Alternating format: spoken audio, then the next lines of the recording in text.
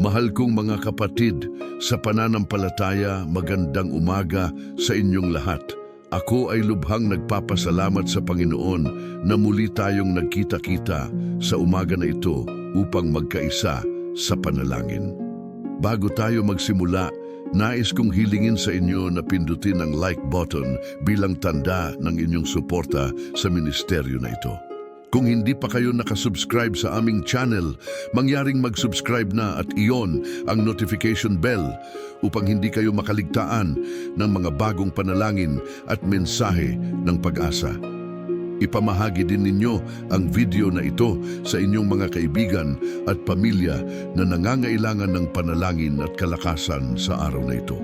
Ang bawat share ninyo ay tumutulong upang makarating ang salita ng Diyos sa mas maraming puso. Ngayong umaga, magdarasal tayo para sa kalayaan at kagalingan, kalayaan mula sa lahat ng pumipigil sa atin na mabuhay ng lubos sa Diyos, at kagalingan ng ating katawan, isipan, at kaluluwa. Magtiwala tayo na ang Panginoon ay gumagawa ng himala sa ating buhay sa sandaling ito.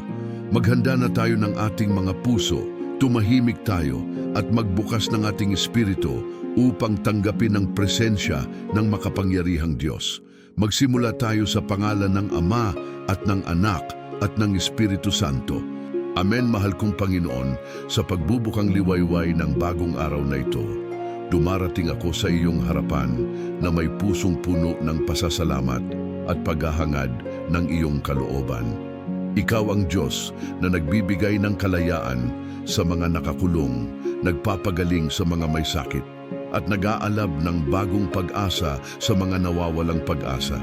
Sa umaga na ito, hinihiling ko ang iyong presensya na pumaibabaw sa aking buhay, sa aking tahanan, at sa lahat ng aking ginagawa. Naway maging daan ang araw na ito upang maranasan ko ang iyong himala, ang iyong kapangyarihan na walang hanggan, at ang iyong pag-ibig na walang kondisyon. Alam ko, Panginoon, na ang bawat hininga ko ay galing sa iyo, at ang bawat tibok ng aking puso ay patunay ng iyong biyaya. Kaya naman, sa simula pa lamang ng araw na ito, inialay ko sa iyo ang aking buong pagkatao, ang aking mga plano, at ang aking mga pangarap, upang lahat ay mapasa iyong kamay at mapabilang sa iyong makapangyarihang kalooban. Panginoon, tulad ng sinabi mo sa iyong salita, kung ang anak ay magpalaya sa inyo, kayo ay tunay na malaya. Kaya ngayon ay humihingi ako ng tunay na kalayaan mula sa iyo. Kalayaan mula sa mga kadena ng kasalanan na nakakapit sa aking kaluluwa. Kalayaan mula sa mga takot at pangamba na pumipigil sa akin na magtiwala ng lubusan sa iyo. At kalayaan mula sa mga gapos ng nakaraan na patuloy na humahawi sa aking kinabukasan. Panginoon, nais kong mabuhay sa tunay na kalayaan na hindi nakabatay sa mga pansariling kagustuhan, kundi sa iyong katotohanan na nagbibigay ng buhay na masagana. Alam ko na sa iyo lamang makikita ang tunay na kaginhawahan ng aking espiritu, at sa iyong kamay lamang ako tunay na magiging malaya mula sa lahat ng pumipigil sa akin na maging ang taong nilikha mo akong maging. Diyos ng kagalingan at buhay, hinihiling ko rin sa umaga na ito ang ginhawa ng aking katawan at kaluluwa. Maraming beses na ako ay nakaramdam ng sakit, ng pagod at ng bigat ng mga pasanin ng buhay. Ngunit naniniwala ako na ikaw ang Diyos na nagpapagaling, ang manggagamot na walang kapantay at ang tagapagligtas na may kapangyarihang ibalik ang lakas ng mga nanghihina. Panginoon, inabot ko sa iyo ang bawat bahagi ng aking katawan na nangangailangan ng pagpapagaling, ang mga sugat na hindi pa gumagaling, ang mga karamdaman na paulit-ulit na bumabalik, at ang mga sakit na patuloy kong dinadala. Ikaw ang Diyos na nagsabi, ako ang Panginoon na nagpapagaling sa iyo, kaya nagtitiwala ako na sa pamamagitan ng iyong banal na kapangyarihan, aking matatanggap ang kagalingan na matagal ko nang hinihintay. Hindi dahil karapat-dapat ako, kundi dahil sa iyong walang hanggang awa at habag. Sa oras ng panalangin na ito, Panginoon, inaalala ko ang lahat ng mga sumuko na sa buhay, ang mga taong naniniwala na wala ng pag-asa para sa kanila, ipinakikita ko sa iyo ang mga taong nanghihina na sa pananampalataya, ang mga nabibigong makita ang iyong presensya sa gitna ng kanilang mga pagsubok, at ang mga sumisigaw sa dilim na walang nakakasagot. Panginoon, gawin mo akong instrumento ng iyong pag-asa sa araw na ito. Hayaan mo na ang aking panalangin ay maging daan upang madama nila ang iyong pag-ibig, upang malaman nilang hindi sila nag-iisa, at upang maranasan nila ang himala na kayang mong gawin kahit sa pinakamalungkot at pinakamadilim na sitwasyon. Sapagkat naniniwala ako, Panginoon, na wala kang imposible at ang mga bagay na sa tao ay imposible, sa iyo ay lubhang posible at tiyak na magaganap. Dakilang manlilikha ng sangkatauhan, kilala mo ang bawat detalye ng aking buhay. Alam mo ang mga lihim ng aking puso, ang mga pangangailangan na hindi ko pa nasasabi, at ang mga luha na natutulo sa mga gabing ako'y nag-iisa. Ngunit sa kabila ng lahat ng ito, naniniwala ako na ikaw ay isang Diyos na nakikinig, na nakakakita at na kumikilos para sa kapakanan ng iyong mga anak. Sa umaga na ito, Panginoon, hinihiling ko na ang iyong mga mata ay manatiling nakatuon sa akin at sa aking pamilya. Bantayan mo kami mula sa lahat ng kapahamakan. Protektahan mo kami mula sa lahat ng kasamaan at gabayan mo kami sa bawat hakbang na aming gagawin. Naway maging malinaw sa amin ang iyong kalooban at naway magkaroon kami ng tapang na sumunod dito kahit na mahirap, sapagkat alam naming ang iyong mga plano para sa amin ay plano ng kapakanan at hindi ng kasamaan, upang bigyan kami ng kinabukasan at pag-asa. Panginoon, sa sandaling ito inilalabas ko mula sa aking dibdib ang lahat ng mga sama ng loob, galit at pagkamuhi na matagal ko nang dinadala. Alam kong ang mga damdaming ito ay pumipigil sa akin na makatanggap ng iyong biyaya at sumasagabal sa daloy ng iyong kalooban sa aking buhay. Kaya naman, sa ngalan ni Hesukristo, ako ay tumatanggi sa lahat ng negatibong damdamin at pinipili kong magpatawad sa lahat ng nakagawa sa akin ng masama. Hindi ko ito ginagawa dahil madali, kundi dahil alam kong ito ang iyong utos at ito ang susi upang maranasan ko ang tunay na kalayaan. Panginoon, tulungan mo akong magpatawad ng buong puso, tulad ng kung paano mo ako pinatawad ng walang kondisyon. Alisin mo sa aking puso ang anumang bahid ng hinanakit at palitan mo ito ng iyong pag-ibig na dalisay at walang hanggan, upang ako ay maging katulad mo sa aking pag-uugali at pakikitungo sa iba. Amang makapangyarihan, alam mo na ang aking buhay ay hindi palaging madali. Maraming pagsubok ang aking kinakaharap, maraming hadlang ang aking nararanasan, at maraming beses na ako ay natutukso, na sumuko at talikuran ng lahat. Ngunit sa kabila ng mga ito, Panginoon, pinipili kong manatiling nakakapit sa iyo, sapagkat alam kong ikaw lamang ang aking lakas, ang aking kanlungan at ang aking tagapagligtas.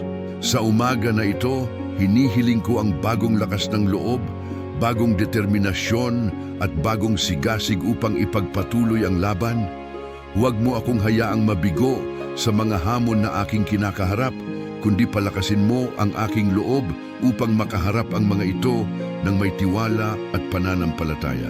Ipakita mo sa akin na ang bawat pagsubok ay may layunin, na ang bawat hirap ay may kapalit na pagpapala, at na ang bawat luha ay may katumbas na galak sa tamang panahon. Panginoon, hinihiling ko rin sa araw na ito ang kalayaan mula sa mga finansyal na problema na bumabalot sa aking buhay. Alam mo, Panginoon, kung gaano kahirap ang aking sitwasyon, ang mga utang na patuloy na tumataas, ang mga pangangailangan na hindi ko matugunan, at ang pangamba na baka hindi ko kayanin ang mga darating na araw. Ngunit naniniwala ako na ikaw ay isang Diyos ng kasaganaan, hindi ng kakulangan. Ikaw ang nagpakain sa libu-libong tao gamit lamang ang 5 tinapay at 2 isda, at ikaw ang nagbigay ng ginto mula sa bibig ng isda upang mabayaran ng buwis. Panginoon, kung paano mo ginawa ang mga himala noong araw, alam kong kayang-kaya mo ring gawin ito sa aking buhay ngayon. Kaya hinihiling ko, Panginoon, na buksan mo ang mga pintuan ng oportunidad. Dalhan mo ako sa mga tamang tao at ituro mo sa akin ang tamang landas upang makalabas ako sa kahirapang ito ng may dignidad at integridad. Diyos ng hustisya at katuwiran, dumarating din ako sa iyo ngayong umaga bilang tagapamagitan para sa mga taong nag-aantay ng iyong himala. Mga taong may malalang karamdaman, mga taong nalulunod sa utang, mga taong nawalan ng trabaho, at mga taong naghihirap sa kanilang mga relasyon. Panginoon, pakinggan mo ang kanilang mga sigaw, damhin mo ang kanilang mga sakit, at ipakita mo sa kanila na hindi mo sila pinabayaan. Sa araw na ito, naway makarating sa kanila ang iyong awa. Naway maabot sila ng iyong kamay na mapagpala at naway maramdaman nila sa pinakamalalim na bahagi ng kanilang pagkatao na ikaw ay totoo, na ikaw ay buhay, at na ikaw ay aktibong gumagawa sa kanilang buhay. Gawin mo, Panginoon, na ang panalangin ko ngayong umaga ay maging instrumento ng iyong himala sa buhay ng maraming tao, upang ang iyong pangalan ay lalo pang maluwalhati at ang iyong kaharian ay lumawak sa buong mundo. Panginoon, sa umaga na ito, ipinapaubaya ko rin sa iyo ang aking pamilya, ang aking asawa o asawa na darating pa, ang aking mga anak, ang aking mga magulang at ang lahat ng mga kamag-anak na malapit sa aking puso. Panginoon, protektahan mo silang lahat mula sa anumang kapahamakan. Gabayan mo sila sa kanilang mga desisyon at panatilihin mo silang matatag sa pananampalataya. Naway maging tahanan ng iyong presensya ang aming bahay. Naway ang iyong pag-ibig ang magtali sa amin ng magkakasama at naway ang iyong kapayapaan ang mamuno sa aming bawat pakikipag-usap at pagkilos. Panginoon, kung may hidwaan o hindi pagkakaunawaan sa aming pamilya, ako ay nananalangin na ito ay mapawi at mapalitan ng pagmamahalan at pagtutulungan. Gawing matibay ang aming mga relasyon at huwag mong hayaang ang kaaway ay makagambala o makasira ng anumang aspeto ng aming tahanan. Makapangyarihang Diyos, alam ko na ang araw na ito ay may mga hamon na naghihintay sa akin. May mga taong makakasalamuha ko na maaaring hindi kaaya-aya. May mga sitwasyong makakasalubong ko na maaaring nakakapagod. At may mga desisyong kailangan kong gawin na maaaring mahirap. Ngunit sa lahat ng ito, Panginoon, hinihiling ko ang iyong karunungan, ang iyong patnubay at ang iyong lakas. Huwag mo akong hayaang kumilos ng sarili lamang ang inaasahan, kundi lagi mong ipaalala sa akin na ako ay may kasama, na ako ay may gabay, at na ako ay may Diyos na handang tumulong sa bawat sandali ng aking pangangailangan. Gawin mo, Panginoon, na sa bawat salitang aking bitawan, sa bawat hakbang na aking gagawin at sa bawat desisyon na aking pipiliin ay maipakita ko ang iyong katangian, ang iyong pag-ibig at ang iyong kadakilaan. Panginoon, bago ko tapusin ang unang bahagi ng panalangin na ito, nais kong magpasalamat sa iyo para sa lahat ng ginawa mo na sa aking buhay. Pasasalamat para sa mga himnala na hindi ko man nakikita, ngunit alam kong nangyayari sa likod ng eksena. Pasasalamat para sa mga pagkakataong inilikas mo ako mula sa panganib na hindi ko man nalalaman. At pasasalamat para sa iyong walang sawang pag-ibig na patuloy na sumusuporta sa akin kahit kailan. Panginoon, naway patuloy kong maranasan ang iyong presensya sa araw na ito at naway maging daan ang buhay ko upang mapabilang ang iba sa iyong kaharian. Igawad mo, Panginoon, na sa katapusan ng araw na ito, ako ay makakabalik sa iyo nang may pusong puno ng pasasalamat, na nakita ko ang iyong mga himala, na naranasan ko ang iyong kagalingan, at na napatunayan ko muli na ikaw ay isang Diyos na tapat at mapagkakatiwalaan. Kaya naman, Panginoon, sa ngalan ng iyong mahal na anak na si Hesukristo, inialay ko sa iyo ang umaga na ito, ang araw na ito, at ang buong buhay ko. Gawin mo akong instrumento ng iyong kapayapaan, gawin mo akong mensahero ng iyong pag-ibig, at gawin mo akong patunay ng iyong kapangyarihan.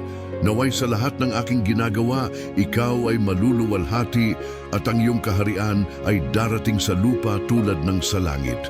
Yakapin mo ako ngayong umaga, Panginoon, at huwag mo akong bitiwan sa buong araw. Sapagkat sa iyo ako umaasa, sa iyo ako nagtitiwala, at sa iyo lamang makikita ang tunay na kagalingan, kalayaan, at buhay na walang hanggan. Amen. Mga minamahal kong kapatid sa Panginoon, narito na tayo sa pagtatapos ng ating banal na panalangin sa umaga na ito. Ngunit bago tayo magwakas, nais kong magsalita sa inyong mga puso ng may lubos na kapakumbabaan at pagmamahal. Ang panalangin na ito ay hindi lamang para sa inyo na nakinig, kundi para sa libu-libong kaluluwa na nangangailangan ng pag-asa, kalakasan at himala ng Panginoon.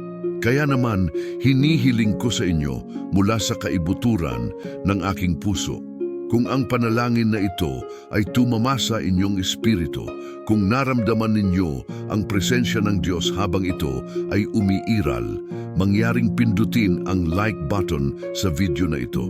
Hindi ito simpleng pindot lamang, ito ay isang kilos ng pananampalataya, isang paraan upang ipahayag sa mundo na naniniwala kayo sa kapangyarihan ng panalangin, at isang instrumento upang makarating ang mensaheng ito sa mas maraming taong nag-aantay ng pagpapala ng Panginoon. Higit pa rito, mga kapatid, hinihikayat ko kayong ipamahagi ang video na ito.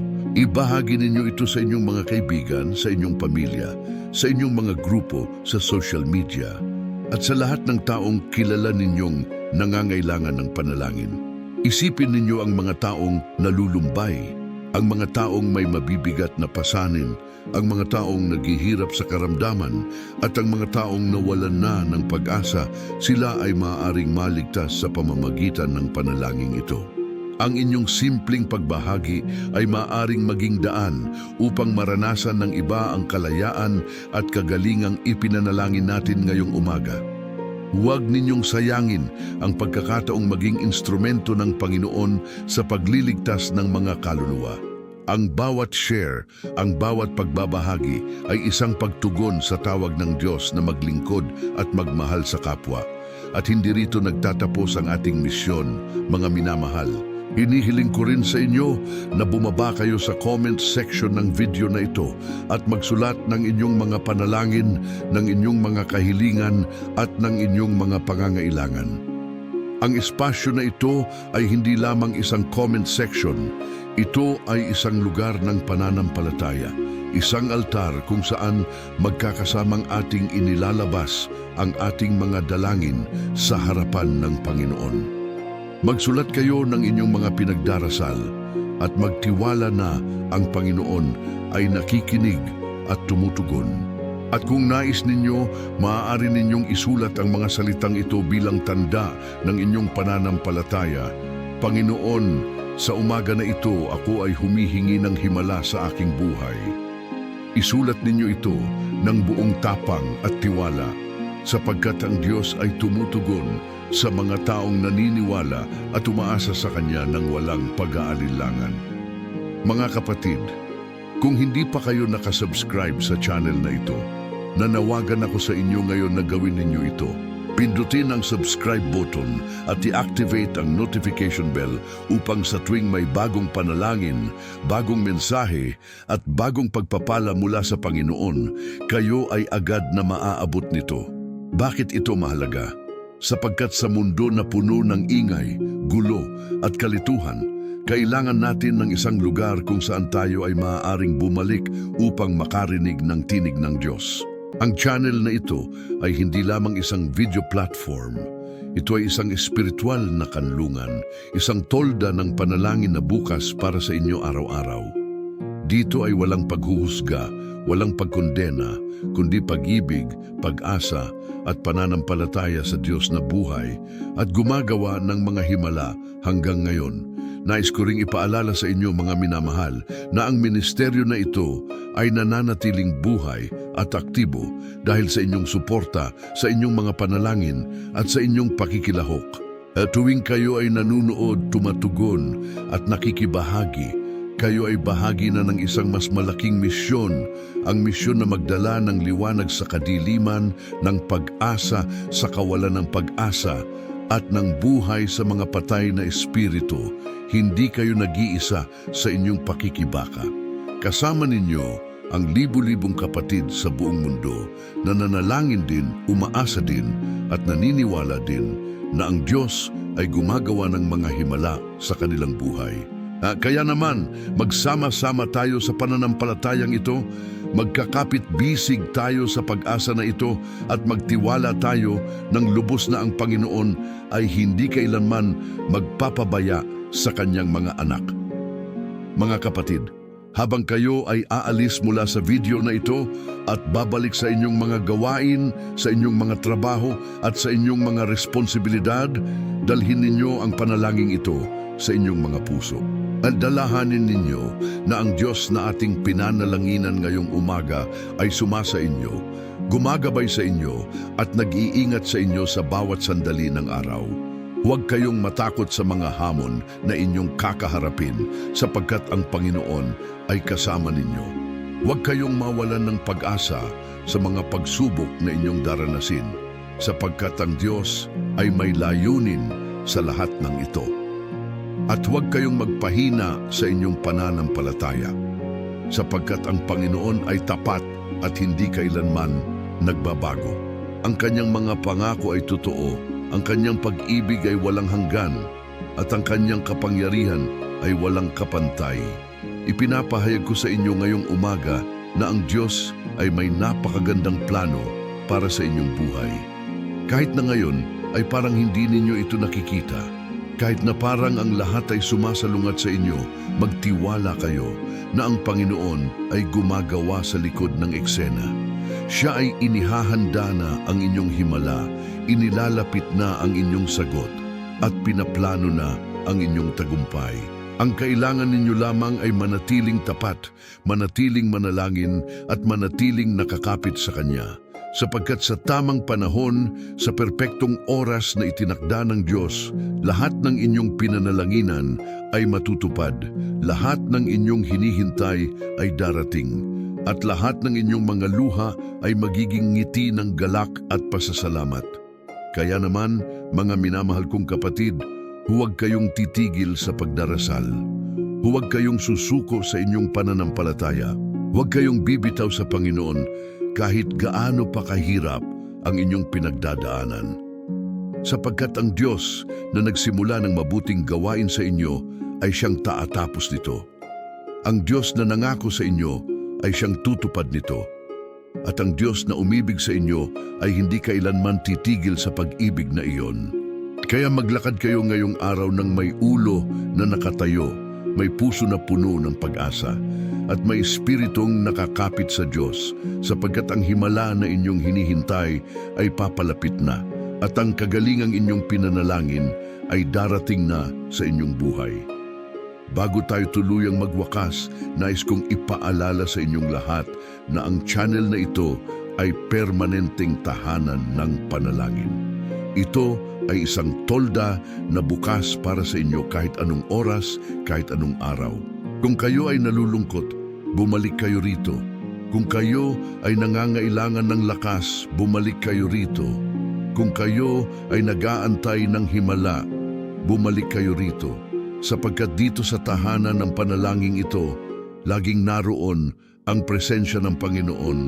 Laging naririnig ang inyong mga sigaw at laging tinutugunan ang inyong mga pangangailangan. Kayong lahat ay welcome dito at kayong lahat ay mahalaga sa Panginoon. Kaya naman, sa pangalan ng Diyos Ama na lumikha sa atin, ng Diyos Anak na nagligtas sa atin, at ng Diyos Espiritu Santo na nag-iingat at gumagabay sa atin, ipinapahayag ko na tayo ay naging isang puso at isang espiritu sa panalangin ito.